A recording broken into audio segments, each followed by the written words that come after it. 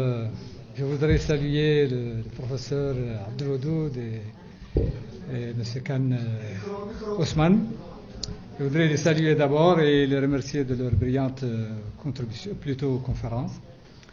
Je voudrais également féliciter le collectif, d'abord pour sa naissance, pour son existence et pour son projet, et pour la contribution qu'il nous apporte aujourd'hui à avoir un espace pour discuter d'un problème qui occupe tout le monde, mais dont on ne parle pas ensemble, comme on le ferait ce soir, comme on va le faire ce soir. La question, évidemment, demande plus que 3 minutes. Nous, on s'est rebellé déjà contre les 3 minutes de l'Assemblée nationale. Avec Kadiata, on va se soumettre quand même à votre règle, mais on ne va pas pouvoir dire grand-chose. Ce que je voudrais donc, je vais le ramasser en 3 points, 4. Le premier, c'est que le mouvement religieux en Mauritanie, effectivement, a constitué historiquement, comme l'a déjà mentionné le professeur, comme ciment. Parce que le mouvement de Cherboba et Liaoul Saad qui est là, je crois, a été un mouvement pan-maraboutique. Évidemment, c'est des marabouts qui se rebellaient contre le système politique guerrier. Et ils ont réussi à construire un État dans toute la vallée du Sénégal, disons, au Fouta, au Wallo, au Cayor, au Bondou. Et c'est lorsqu'ils se sont attaqués à la partie nomade, à la partie des Arabes maghra, qu'ils se sont un peu cassés les dents. Et où le problème, finalement, les marabouts ont été écrasés. Mais ce n'était pas fini. Et les continuateurs de ce mouvement ont réussi à implanter un État, un imama à l'est du Sénégal, au Bondou. Ils ont réussi à implanter un imama également au Fouta Djallon. Et par la suite, à la fin du XVIIIe siècle, c'est l'Almamiya du Fouta. Et le même mouvement a continué avec Cheikh Omar Tal. Et dans la grotte de Bandiagara, qui a explosé, où il est mort, il y avait le petit-fils de Sidi Abdullah al-Hajj Ibrahim, l'ancêtre de Hadrami al-Khatri, pour ceux qui le connaissent, quoi, qui est mort avec lui dans l'explosion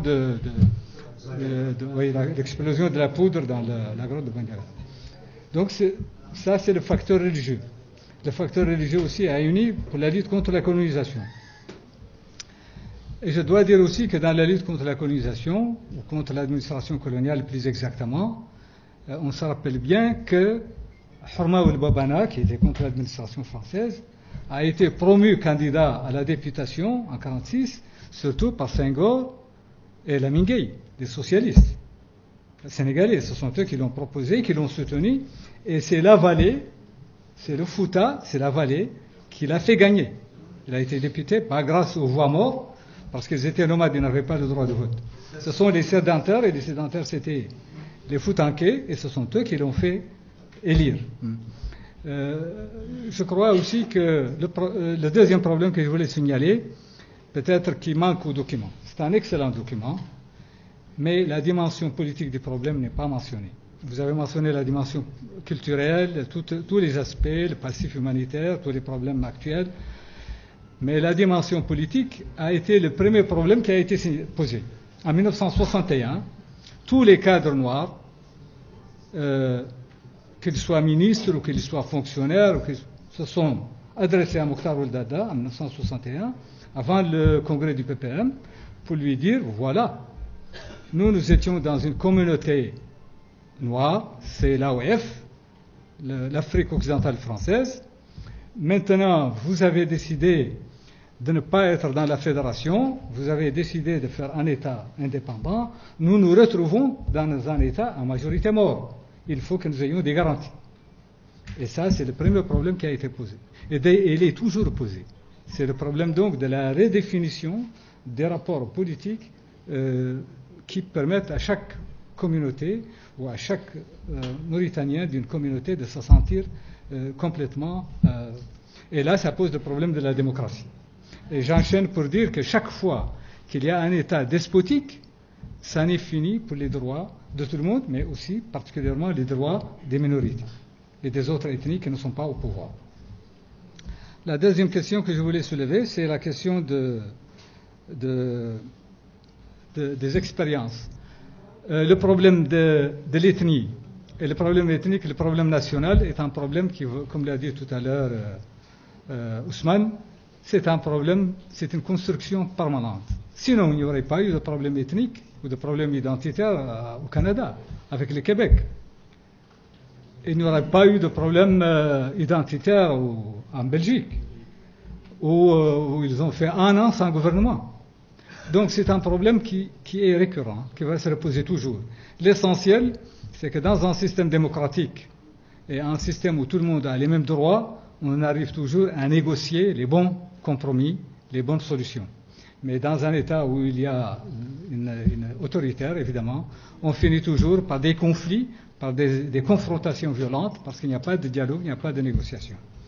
Je dois dire aussi que chez nous, actuellement, nous avons besoin aussi, le troisième problème, c'est d'étudier. J'aurais voulu qu'on étudie, que quelqu'un ici nous expose l'expérience malheureuse et les expériences positives en la matière.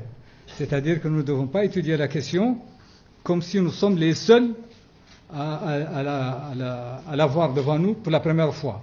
Qu'est-ce qui s'est passé au Rwanda? Comment est-on arrivé dans un pays qui a la même couleur, la même langue, la même religion? Comment est-on arrivé à ce qui s'est passé au Rwanda? Comment est-on arrivé dans un pays comme la Somalie où il n'y a que des tribus, la même religion, la même langue et tout ça? Comment on était arrivé? Et évidemment, l'île Maurice, là, c'est une expérience aussi très intéressante. J'adhère parfaitement aux propositions qui sont faites. J'ajoute simplement la question de politique, de la redéfinition des rapports politiques, du système politique, et évidemment la nécessité d'officialiser toutes les langues. Et je dois dire que pour le moment, il faut d'abord purger le passif de 89, le passif de l'esclavage, ces choses-là qui ne permettent pas de s'attaquer à la question de fond. Et je peux conclure d'ailleurs que la question nationale, c'est une question où le problème essentiel est toujours,